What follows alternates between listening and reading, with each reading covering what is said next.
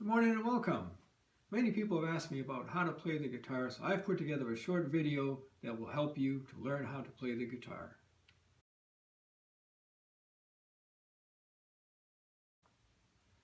The first thing you have to do when you want to learn to play the guitar is to actually get a guitar. I recommend starting out with 3 of them. I would like to say, we start out with a blue one, like this.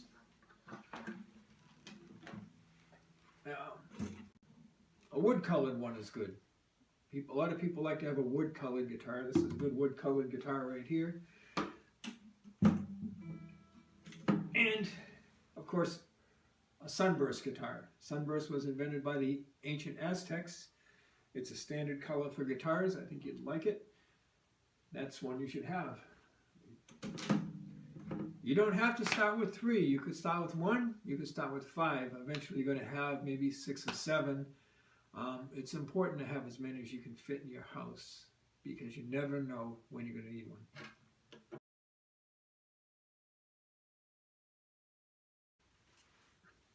Let's talk about some of the accessories you might need as a guitar player. You don't always have to spend money on guitars. Sometimes you can just spend a few bucks on accessories. Most important accessory to have is some sort of tuner.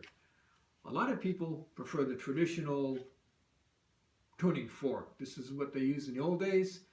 Very accurate, never runs out of batteries, and you can carry it in your pocket. Good tuner to have. There are also electronic tuners that aren't very expensive that may be more accurate, maybe easier to use, but I like a tuning fork. Another good thing to have is a capo. Capo allows you to play in different keys. Maybe you don't know so many chords. Maybe you only know 3 chords. You can play in a lot of different keys if you use a capo. Very important tool and not very expensive. Picks. Some people pick with their thumb. Some use their fingers. Some use other kinds of picks. A lot of people like a flat pick. Now, myself, I prefer a white flat pick. White is a good color. A lot of mid-range. A lot of distinct notes with a white flat pick. You can also get a brown flat pick. Brown flat picks tend to be warmer. If you like a warmer tone, you like that more bluesy tone, you can get a warm, nice brown flat pick. These are good. This is the pick Doc Watson used to use. You have to hold the guitar up somehow. You need a good guitar strap. This one is particularly nice. It's got pigs on it. I like it. You can get them with a lot of different pictures on there. It's a nice guitar strap. This is a big fat leather guitar strap. It's also good. It's good for a heavier guitar and it looks more macho hanging on your shoulder. It's almost like a bandolier. It's a good thing to have. You should have spare strings. In case you break one, maybe your friend breaks one.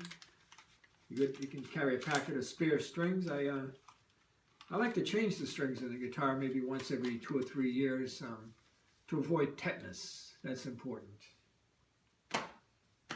Another thing that's useful to have if you're a guitar player, especially if you're an electric guitar player, is an effects box.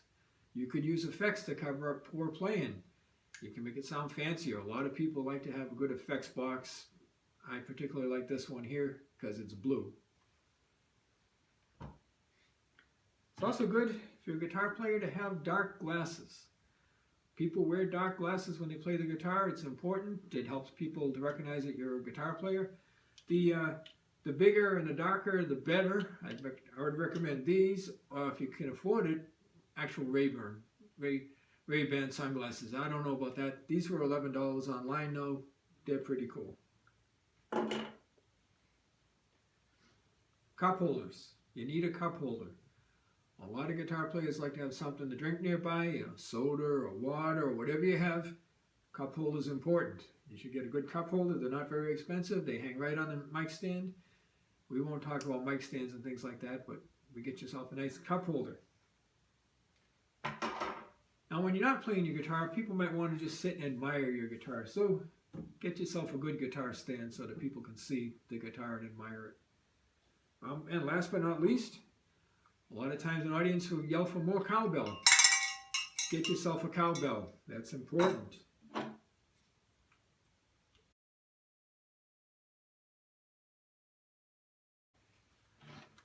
I want to touch briefly on amplifiers. I don't have any amplifiers here to really show you. I had some good ones. My neighbors made me get rid of them. But there's three kinds of amplifiers that you can get. There's modern ones, there's vintage ones, and there's pretend vintage ones. This is an example of vintage. This is a small one, but it's a vintage. I think thing you want to think about with amplifiers, it could be a whole other lesson, but the thing with amplifiers is you want the loudest and the biggest you can get. The bigger it is, the more macho it looks. So if you get yourself a stacked Marshall, you know, even if you're playing in a small room, it looks impressive. So amplifiers are important. You want to get the biggest one, the loudest one you can get, and always crank it up to 11. No matter what the rest of the band is doing, you want to be the loudest. So that's it on amplifiers.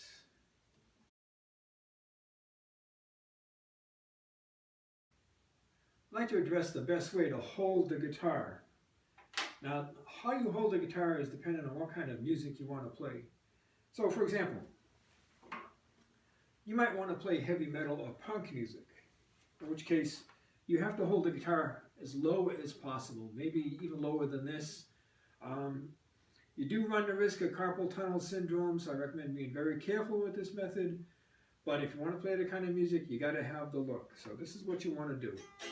You want to hold it way down there like that. Now perhaps you're a country music player.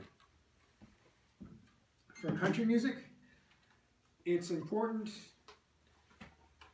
that the guitar neck is straight out, parallel to the ground, and hopefully facing a little bit forward. This is good for country music. It's an important way to play. You might want to practice that. For pretty much any other kind of music, what you really want to do is be comfortable. Just have the guitar wherever it feels good to you. I prefer it a little bit higher so I can get my elbow down low, but this is a comfortable way to play the guitar. It's all up to you. It's a personal choice. You go for carpal tunnel syndrome, you can go for straight out, you can go for country music. A lot of people who learn classical music will tend to hold the guitar like this, but that's not my way of doing it. But it's all up to you. You can hold the guitar any kind of way you want.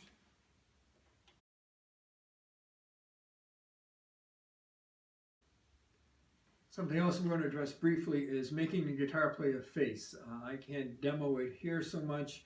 What you want to do is go online, go to YouTube, find your favorite guitar players, and notice the face that they make. If you're playing heavy metal, maybe some blues, things like that, you may want to make a pained-looking face. Imagine somebody ran over your foot with a forklift or something along those lines. That's what you might want to do. If you're playing more new agey, maybe folky music, you want to make a a spiritual, pleasant kind of face. You know, like you're imagining rainbows and puppies and unicorns. That's that type of thing. But I really can't teach you how to do that. You're gonna have to go on YouTube and learn that one. But that's the way it is. You know, sorry about that.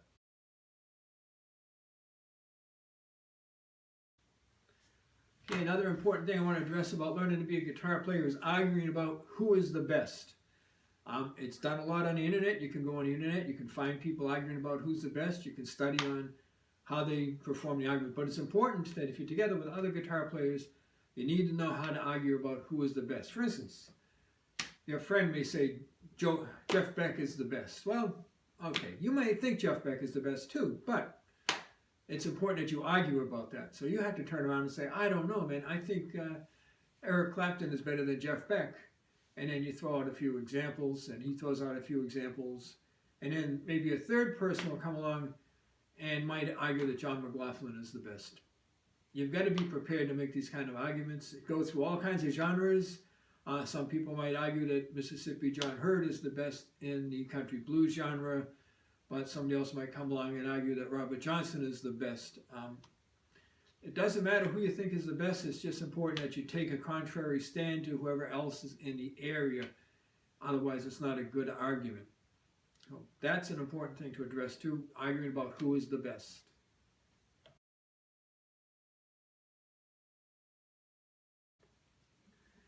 Okay, the sixth and final step to learning how to play the guitar is to sit down and play a song. So you just sit down, you take the guitar, You can sit down, you can put it on your lap like this, you can have a strap on, you can take your pick, you tune it up, and then you just play a song. That's the 6th step.